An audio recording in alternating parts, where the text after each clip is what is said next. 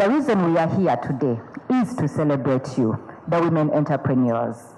Our annual Women Entrepreneurship Celebration was launched in 2021, and the aim was to really recognize and celebrate exemplary women entrepreneurs in micro, small, and medium-sized enterprises.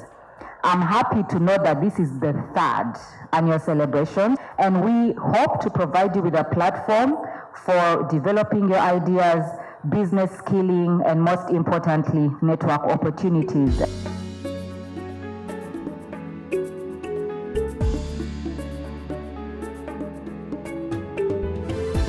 I'm happy to be here. I've been introduced, and the topic is networking.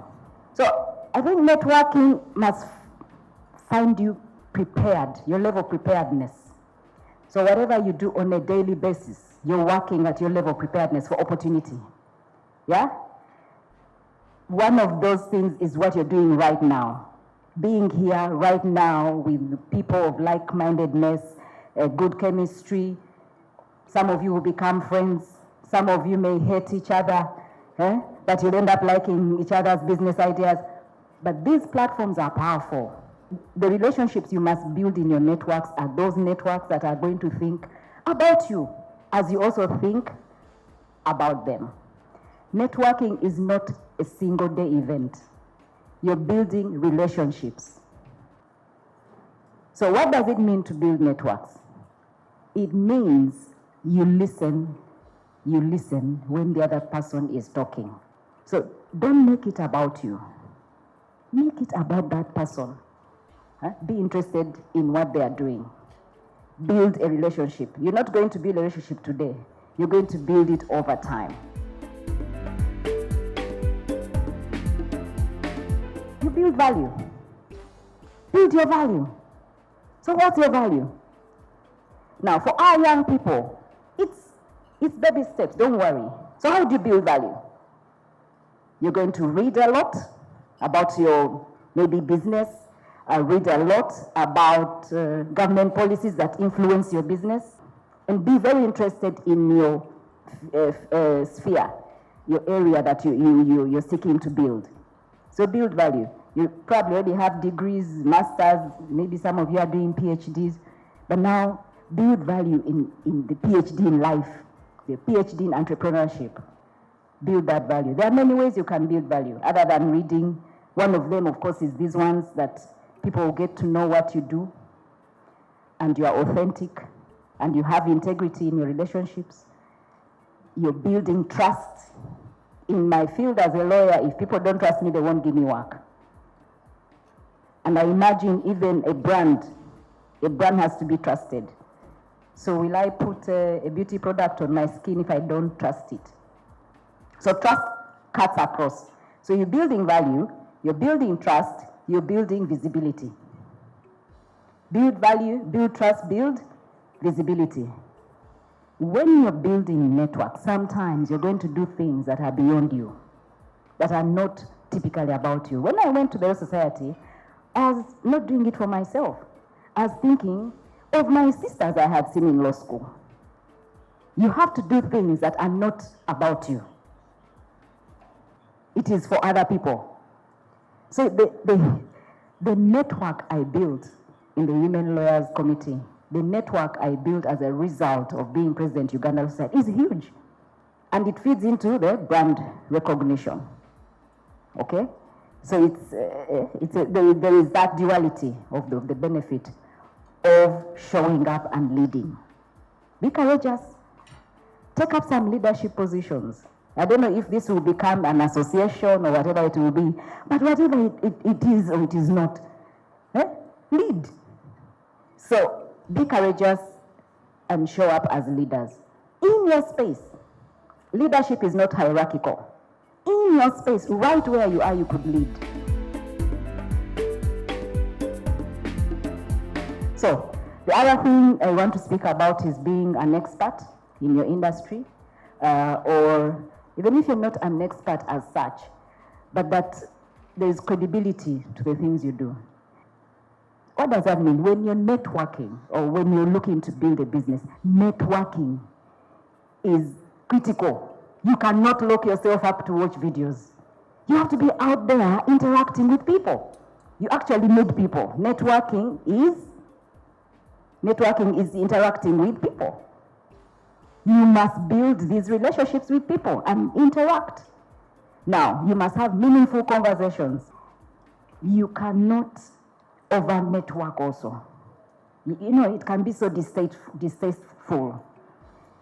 Let it be with grace, with style. Huh? Eh? There are people who come and give you a card. I'm so and so. I was born this way. I'm married. Next year I'm traveling. 6 minutes they are there telling you. They don't know your name yet, and you just look. See, you can't network like that. You can't. Introduce yourself, pause a bit, listen to the other party. They have not.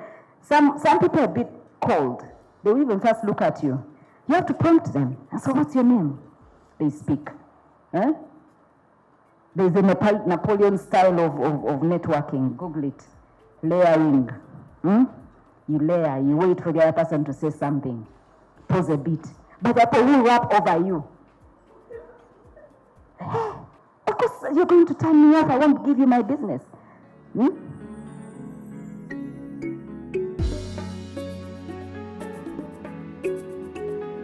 Then you allocate time to maybe every Monday meeting, you speak about revenue or business growth, or Tuesday, you speak about finances. You must make time for networking on a weekly basis. Put in hours.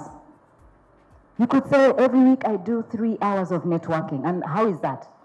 You could do a breakfast with someone, a lunch, a dinner, a run, a gym session, because you're building relationships. Don't just look for women, look for guys as well. So you need male talent in your business. You need male talent in your business. Male ethical talent. Male ethical talent. So you're looking for like-minded people, whether men or women, and you're looking for talent. Okay?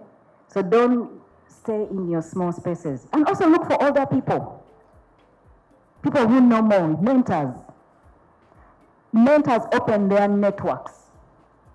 In fact, for me, I know that I open networks for my mentees. Yeah. So if I couldn't speak today, there is someone I'm mentoring in speaking, I'll say, go speak. You don't have to think of networking as being so far away from you.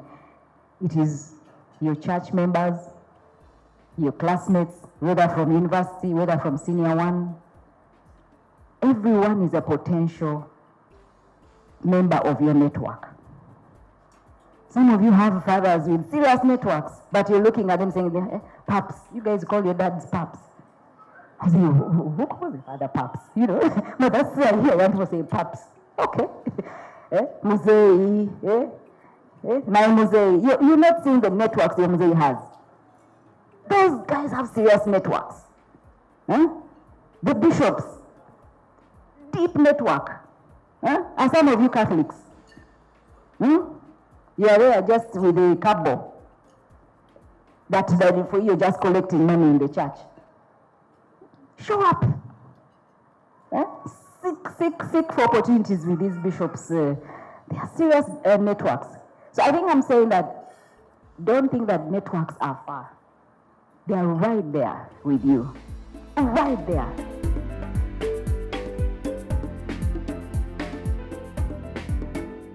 I'm very happy to see you all today. I am really grateful that you turned up, and I'm really appreciative that you're here.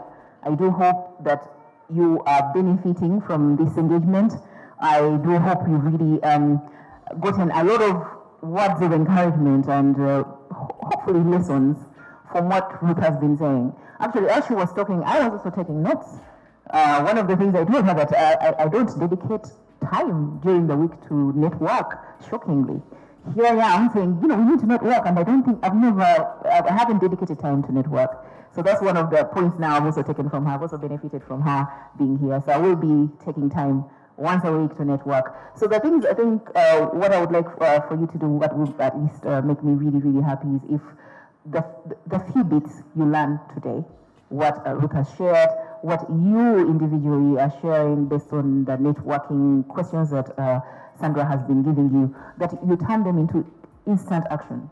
So as I was listening to Ruth, she gave us several, I think there are about 10 networking ideas. I've picked one that I'm going to start doing. Don't take you can't do all of them, you're just going to be overwhelmed. I've picked one, and the one I've picked is I'm going to focus time per week, because I know networking is important and I've never been intentional about it. I think I've been doing it accidentally, and that's wrong. So based on what I've learned here, but you see, I've taken one lesson out of everything she said. There's a lot, but it's because that one lesson I can then implement and then follow it through.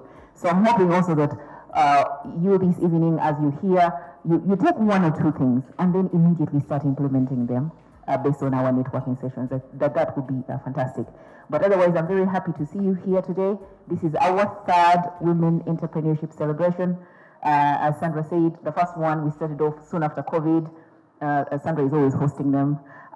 We were at Stanbic Business Incubator. We were just about 25, actually.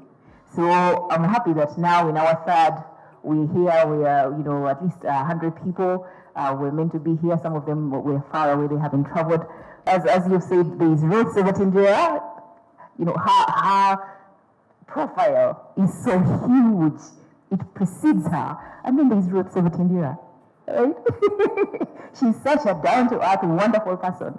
So I'm glad that you meet the profile and then meet the person, and then there are two Ruths.